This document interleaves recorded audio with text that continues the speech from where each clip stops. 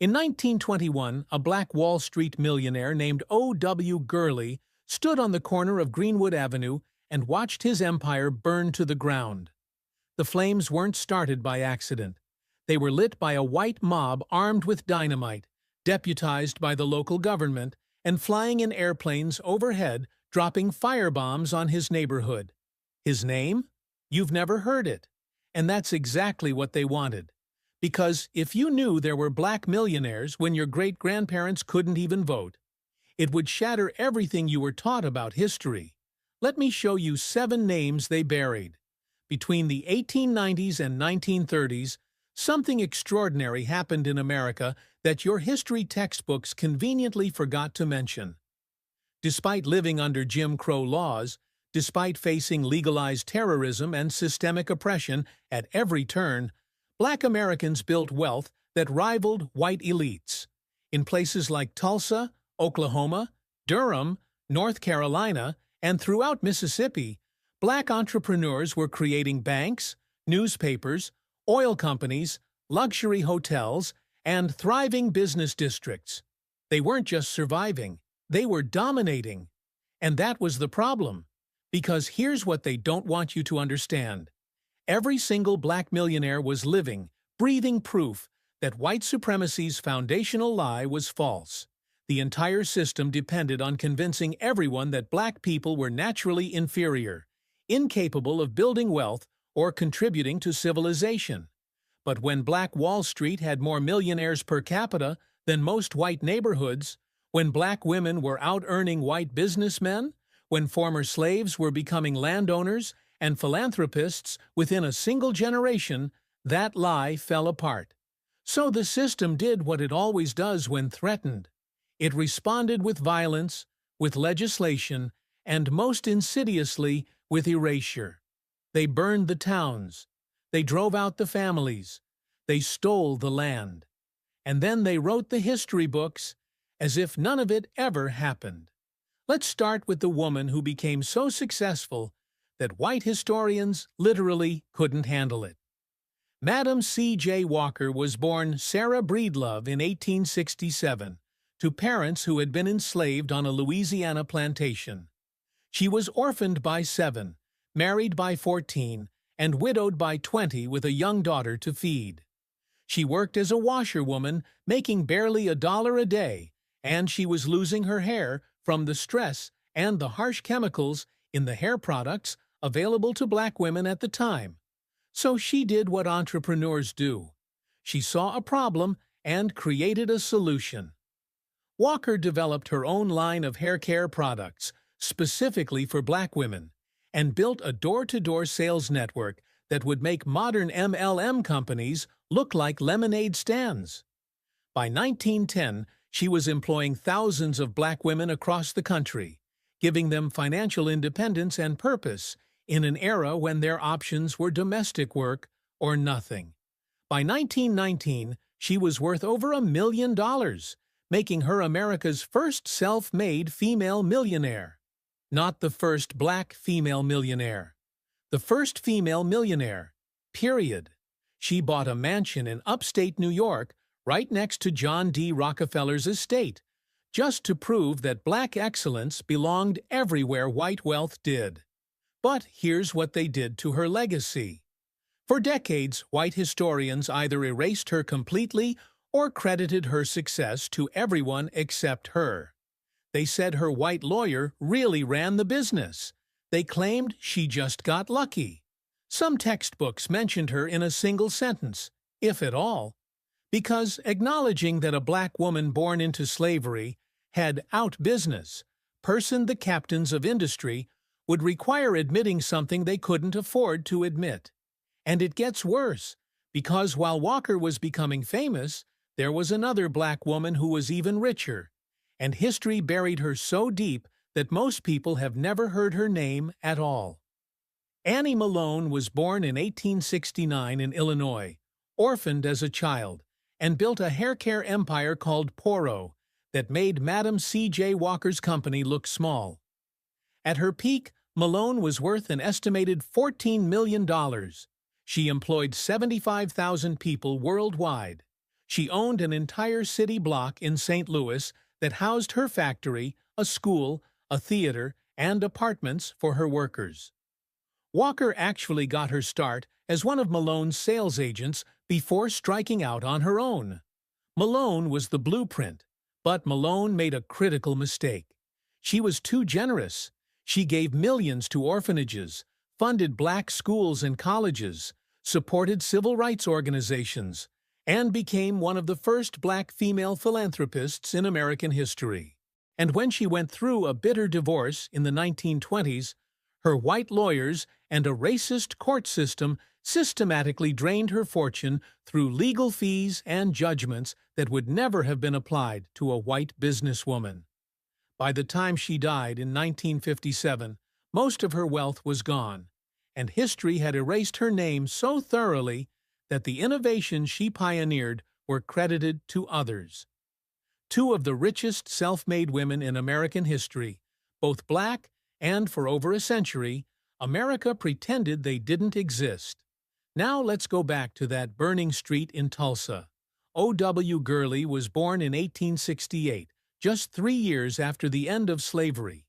He moved to Oklahoma during the land rush and used his savings to buy 40 acres in a section of Tulsa that would become known as Greenwood. He had a vision. He wanted to create a place where black people could build wealth without depending on white businesses that discriminated against them. So he sold lots exclusively to black buyers and opened a rooming house and a grocery store. Other black entrepreneurs followed, and within 2 decades, Greenwood had transformed into the wealthiest black community in America. By 1921, this 35-block neighborhood had over 300 black-owned businesses. There were banks, hotels, movie theaters, law offices, doctors' offices, a hospital, a bus system, luxury cars on the streets, and multiple millionaires. Black Tulsans called it Little Africa. Everyone else called it Black Wall Street.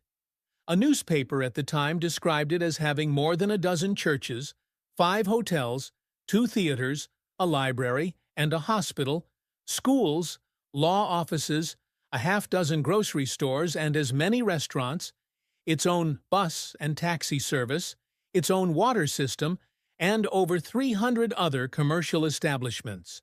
In the Jim Crow South, built by people whose parents had been enslaved. And then, on May 31, 1921, it was all destroyed. A black teenager named Dick Rowland was accused of assaulting a white elevator operator. He didn't do it, but that didn't matter. A white mob of thousands, many of them deputized by law enforcement, attacked Greenwood with guns, torches, and, according to eyewitness accounts, airplanes that dropped incendiary devices on buildings and fleeing families. Over 300 black people were murdered. 10,000 were left homeless. 35 blocks were burned to ash. O.W. Gurley's empire, along with every other black millionaire's holdings in Greenwood, was systematically destroyed. And here's the part that should make your blood boil.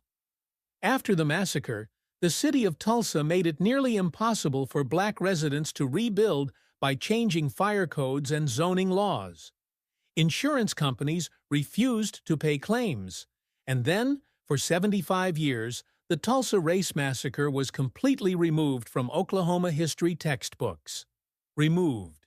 As if it never happened. The state literally erased one of the worst incidents of racial terrorism in American history, because acknowledging it would mean acknowledging that black wealth had existed and had been stolen. But Gurley wasn't the only one. In Memphis, Tennessee, a man named Robert Reed Church Sr. had already proven what was possible decades earlier. Church was born enslaved in 1839. During the Memphis Massacre of 1866, when white mobs attacked black neighborhoods, Church was shot in the head and left for dead. He survived, and then he made a decision that changed everything. He took $50, bought his first piece of real estate, and began building an empire. By 1912, Church was worth over $1 million, making him the first black millionaire in the South. He owned saloons, real estate throughout Memphis, and eventually opened Solvent Savings Bank, one of the first black-owned banks in America. But his greatest achievement was what he did when Memphis tried to segregate all public spaces and deny black citizens access to parks and gathering places. Church didn't protest. He didn't beg for inclusion. He spent $100,000 of his own money and built Church Park and Auditorium, a massive complex that became the cultural center of Black Memphis. Presidents spoke there. Booker T. Washington spoke there. Church's message was clear. If you exclude us from your world, we'll build a better one ourselves. His daughter, Mary Church Terrell, became one of the first black women to earn a college degree and a pioneering civil rights activist. But for decades, mainstream American history barely mentioned the Church family, because their success undermined every narrative about black people needing white benevolence to succeed. They had done it themselves, with no help, in the face of violent opposition. Then there's the woman who might have been the richest of them all, and whose story is so deliberately obscured that historians are still piecing it together. Mary Ellen Pleasant was born around 1814, possibly into slavery, possibly free. What we know for certain is that by the 1850s, she was in San Francisco working as a cook and investor, and she was secretly one of the wealthiest financiers in the city. Some estimates put her fortune at $30 million in today's money. She used that money to do something extraordinary. She funded John Brown's raid on Harper's Ferry. Yes, that John Brown, the abolitionist who tried to start a slave rebellion. Pleasant gave him $30,000, making her one of the largest financial backers of armed resistance to slavery. After the Civil War, Pleasant sued San Francisco streetcar companies for racial discrimination and won in 1866, 90 years before Rosa Parks. She fought for civil rights in court while building a business empire in real estate and boarding houses. But when she got into a legal battle with a white business partner who betrayed her, white newspapers launched a smear campaign calling her a voodoo queen and a witch. Racist courts sided against her repeatedly, and her fortune was systematically stolen through legal manipulation. By the time she died in 1904, history had forgotten her name almost entirely. The mother of civil rights in California, erased. In Birmingham, Alabama, a man named A.G. Gaston was born in a log cabin in 1892 to parents who had been enslaved. He started with nothing. He sold firewood and peanuts as a child, worked in the coal mines as a young man, and then began building what would become Birmingham's black business empire. Gaston founded an insurance company, a funeral home chain, a motel, a bank, and multiple other ventures. At his death in 1996 at age 103, he was worth $130 million. But Gaston's story isn't just about wealth, it's about resistance. During the height of the Civil Rights Movement in 1963, when Dr. Martin Luther King Jr. came to Birmingham to lead protests, Gaston's motel became the headquarters for the entire campaign. Movement leaders stayed there.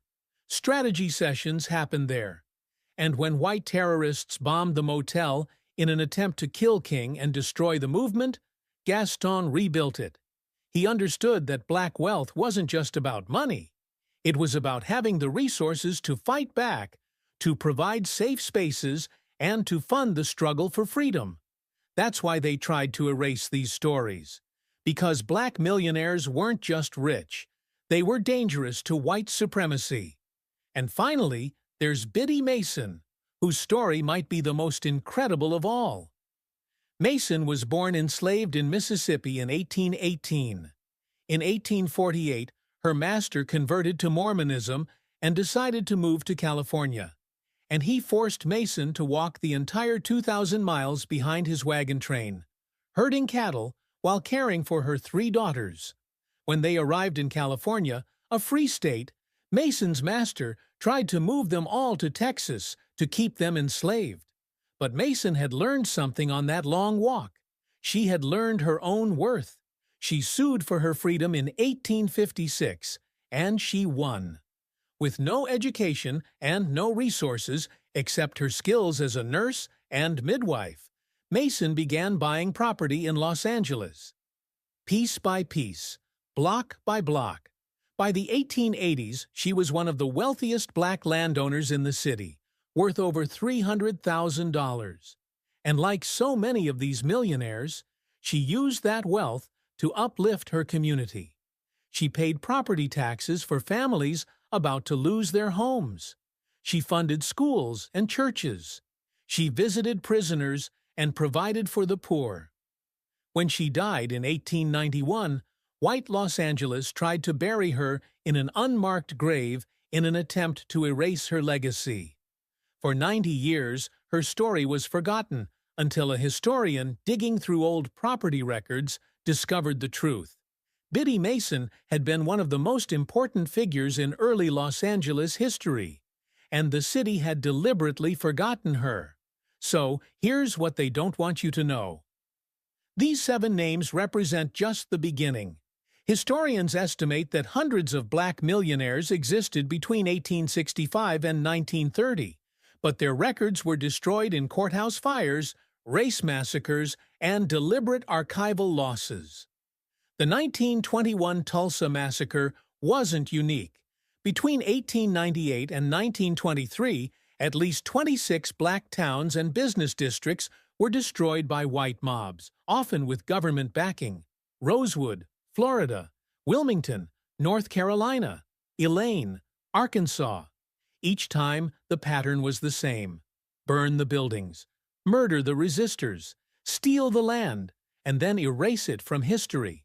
The system didn't just steal their wealth, it stole their proof of existence. Because if future generations knew that black Americans had built millionaires and empires despite slavery, despite Jim Crow, despite terrorism, then every excuse for the racial wealth gap would fall apart. People couldn't say black people just need to work harder when the evidence shows they did work harder and their work was literally burned to the ground. They couldn't claim black people have no history of business success when the evidence shows they built thriving business districts that were systematically destroyed. The erasure wasn't an accident. It was the policy. So why does this matter now? Because every time someone suggests that black Americans are responsible for their own poverty, they're repeating a lie built on mass graves and erased history books. Black Americans did build wealth. They built it against impossible odds. And when they succeeded, the system destroyed it and then pretended it never existed. The racial wealth gap isn't the result of lack of effort or ability. It's the result of domestic terrorism, legal theft, and historical erasure. Madam C.J. Walker, O.W. Gurley, Robert Reed Church, Mary Ellen Pleasant, Annie Malone, A. G. Gaston, Biddy Mason. Say their names, share their stories, learn about the hundreds more who were erased. Because the greatest threat to oppression has always been remembering what they tried to make us forget. These 7 people proved that black excellence isn't new. It's been here all along. They just burned the receipts and hoped you'd never ask questions. But now you know, and knowing changes everything.